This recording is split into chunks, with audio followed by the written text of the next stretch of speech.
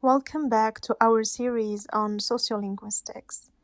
In this lesson, we will delve into the fascinating world of language attitudes.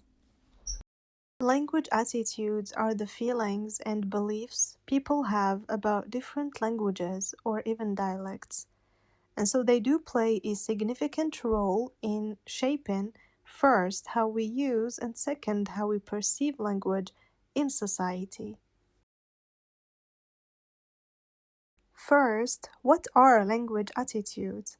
And so, language attitudes are the positive or negative feelings and beliefs people have about different languages or dialects. These attitudes can influence language choice, communication patterns, and social interactions. And in this way, language attitudes not only influence how we speak, but also how we perceive others' speech.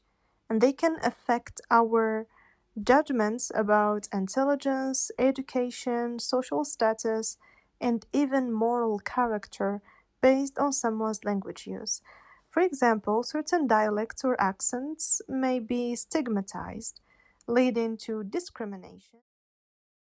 Let us consider some examples of language attitudes in society. We do have prestigious varieties and stigmatized varieties.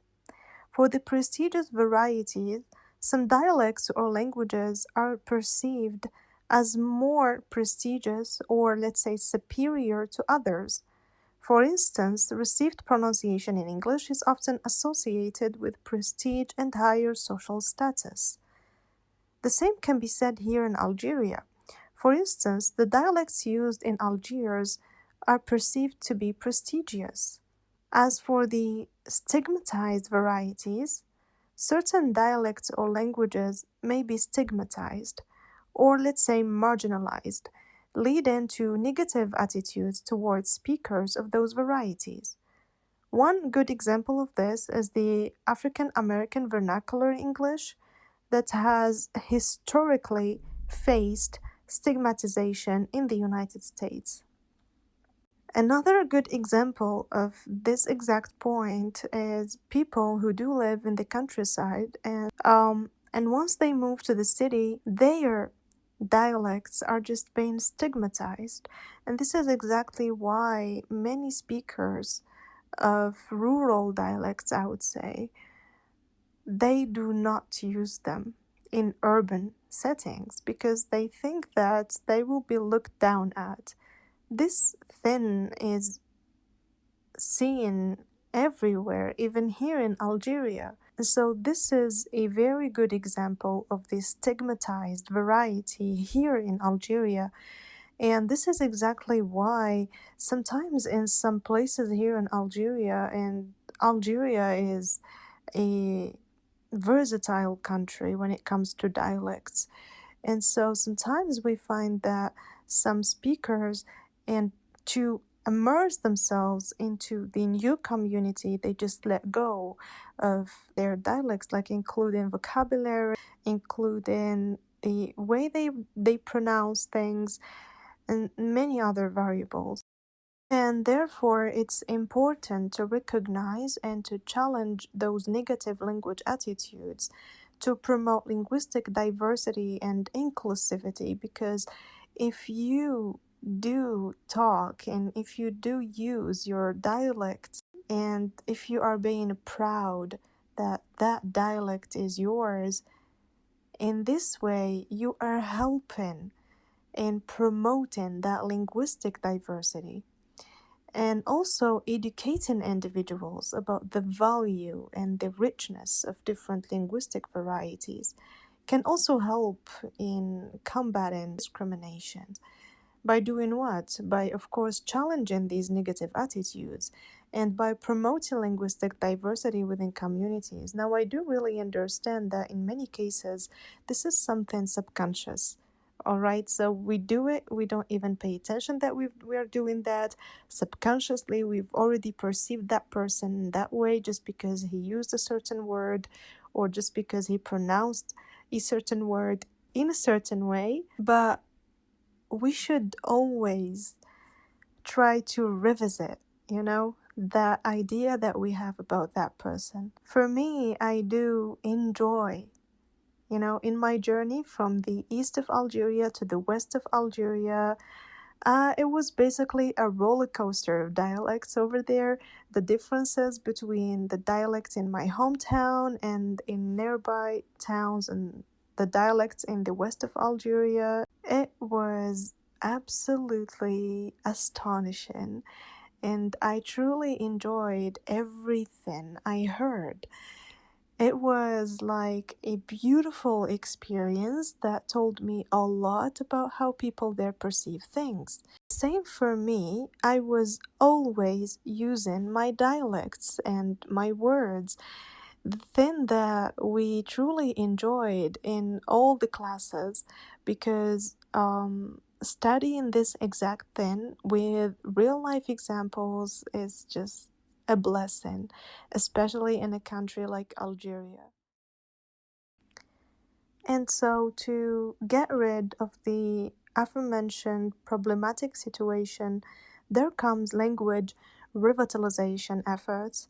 And so, in many cases, there are efforts to reclaim or to revitalize minority languages that have been marginalized. These efforts often involve changing negative attitudes towards the language, promoting its use and value within the community, etc. And I do believe that one of the most helpful manners to reclaim a minority language is to constantly remind ourselves that this is just a language. In many cases, it really does not reflect intelligence or education. And another thing is that we should be proud of the dialects that we are using. We should be also sharing those dialects. Another problematic situation that I would like to address under this title is the Algerians' attitudes towards French as the prestigious variety, as the prestigious language.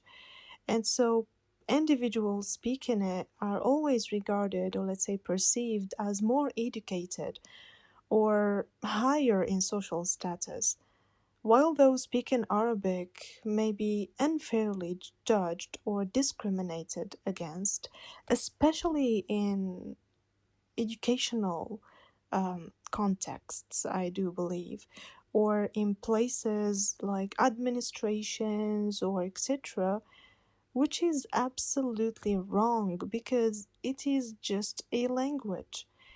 It really does not reflect that much of intellectual abilities of the person speaking it. And therefore, looking down at someone just because he is using a certain language is wrong.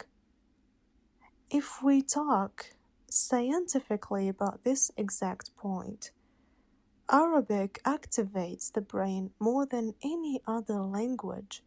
It activates both hemispheres simultaneously, which means if the person that you're talking to is using Arabic and you are using French, their brain is more activated than yours. So, if we come really to talk about this exact point here, it should be absolutely the opposite.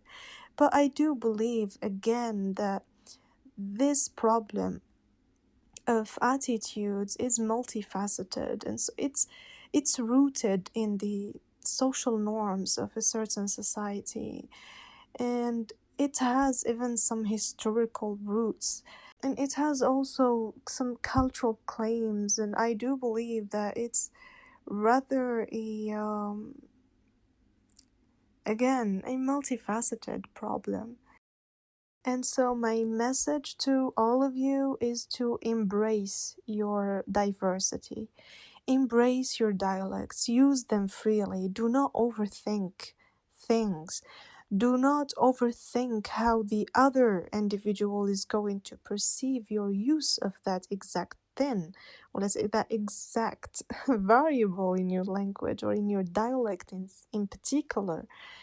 just go for it. Just use it and be proud of using it. If you have different ways of saying something, I mean, that is a positive thing rather than a negative thing. And in that way, you are also protecting that dialect from just being lost.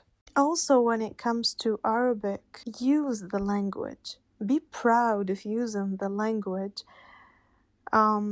It is, I believe, it all stems from the way you look at yourself. All right, so your own attitudes regarding your own speech is what matters. If you are confident enough, if you are proud of the words or of the whatever thing in the language that you are using, you will just transfer that to your interlocutors in a way or in another. These are some references that you may find handy, and stay tuned for our next lesson where we will explore the fascinating topic of language change. And let me know in the comment section. Let me know your opinion regarding this, regarding using your own dialects. Tell me about your experiences. Tell me about people's attitudes towards you using your own dialect. Or tell me why you are not using your dialect. I'm really eager to read your comments. Also, don't forget to subscribe. Your support really means a lot. And take care.